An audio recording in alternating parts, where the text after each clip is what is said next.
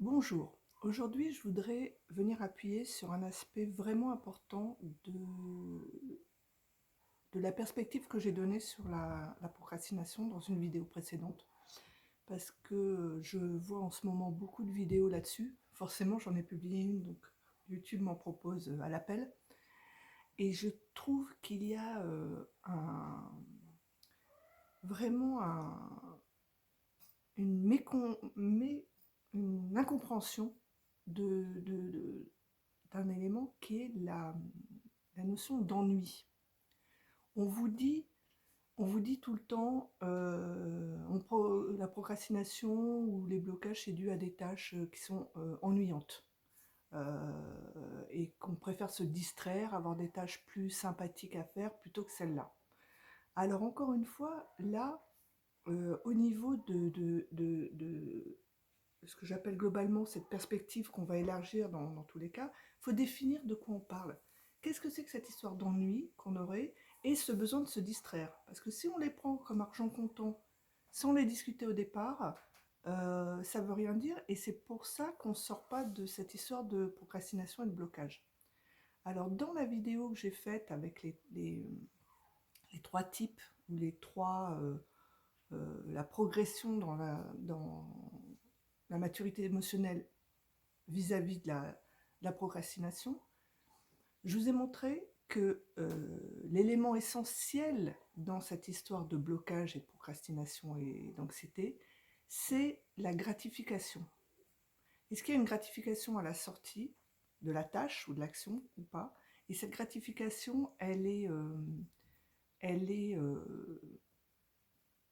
manifestée, si vous voulez, elle s'exprime par, par la validation que vous vous donnez à vous ou à autrui. C'est-à-dire que l'image de vous-même, elle est, euh, elle est, euh, elle est rendue plus substantielle ou elle est en danger. Hein. La façon que vous avez de vous définir, comment vous vous identifiez par rapport aux autres, c'est ça qui est touché par cette tâche, plus précisément. C'est pour ça que la procrastination ne va pas toucher des tâches qui n'ont aucune valeur émotionnelle, en fait.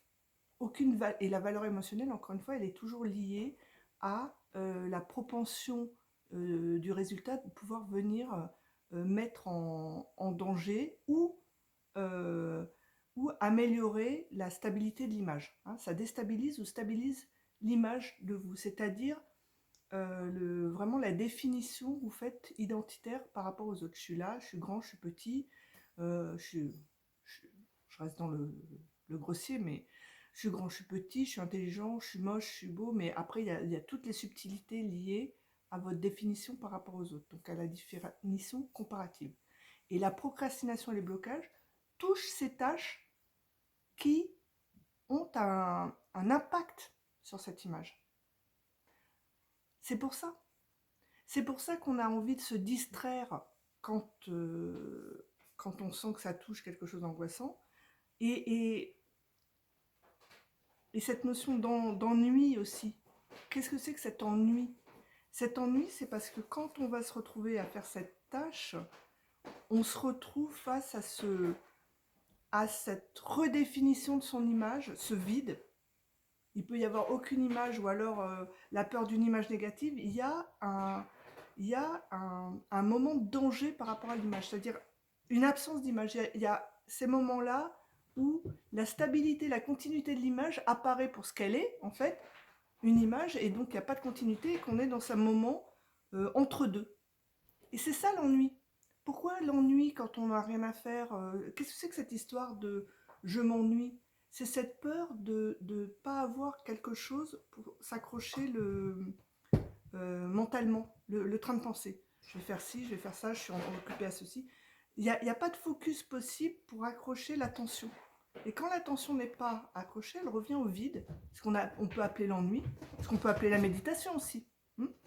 Et ce vide, c'est toujours un vide où il n'y a pas de référencement de votre identité. Vous n'êtes pas en train de faire, comme je l'ai dit déjà aussi précédemment, l'identité, c'est une compilation d'actions, de choix, de conditionnement de programme, mais c'est lié à du mouvement. Quand il n'y a pas de mouvement, il y a un danger de rencontrer ce vide, cet espace entre deux images. C'est pour ça qu'il y a un ennui là.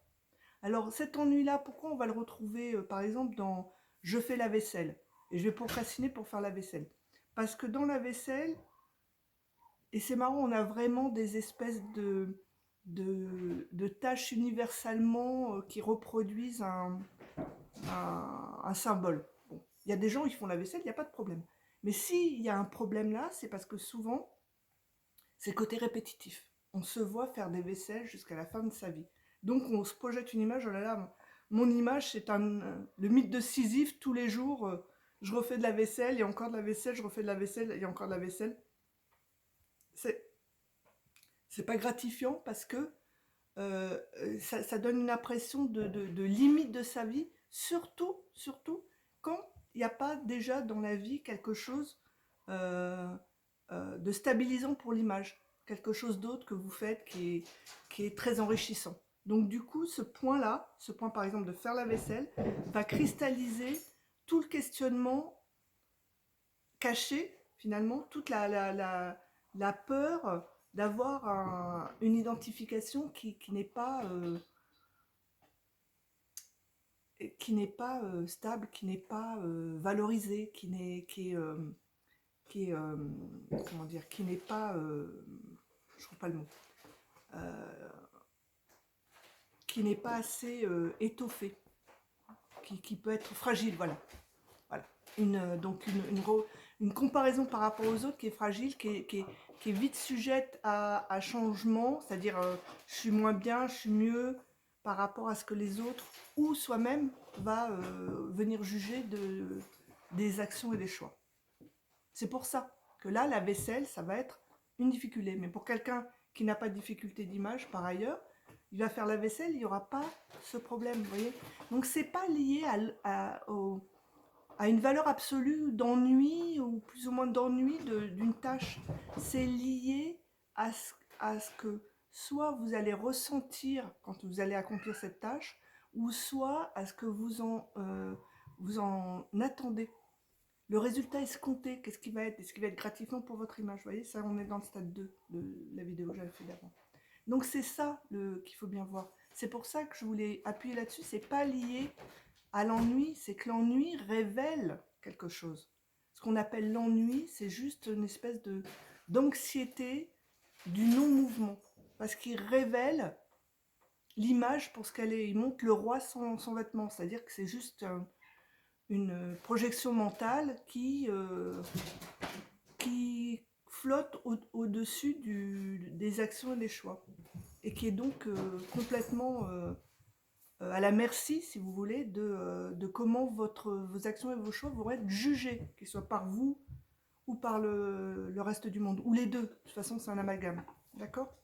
C'est pour ça. C'est pour ça que pour la procrastination, il faut revenir à ce truc vraiment fondamental, que ça vous montre quelque chose de plus fondamental que simplement une tâche à accomplir, qu'on a du mal à accomplir et qu'il faut accomplir. Il faut aller plus loin à l'intérieur de soi et voir à quel point ça menace l'intégrité de votre identification à ce moment-là, ou voilà, de votre image, parce que c'est l'image que vous aimeriez que les autres aient de vous, l'image que vous aimeriez avoir de vous-même, l'image que vous cherchez, mais c'est toujours une espèce d'insécurité par rapport à cette identification, donc comparaison, valorisation comparative de ce que vous pensez être vous, celui qui est à l'origine de ces tâches et actions. Parce que toutes les tâches et actions reviennent à donner une valeur à l'auteur de ces tâches et actions.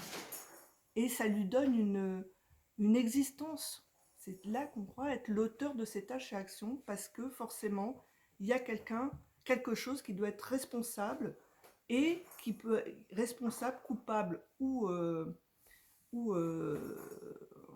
héros de l'action. Et toute l'angoisse et l'anxiété, elle est placée là. Et c'est ce que la procrastination et les blocages révèlent. Voilà, j'espère que ça pourra aider, pour être plus clair. Peut-être re-regarder la vidéo que j'ai fait sur les 3 étapes, ça, j'appuie là sur ce point-là parce que c'est un point important qui est peut-être passé un petit peu de façon filigrane dans la vidéo précédente. Voilà, à bientôt.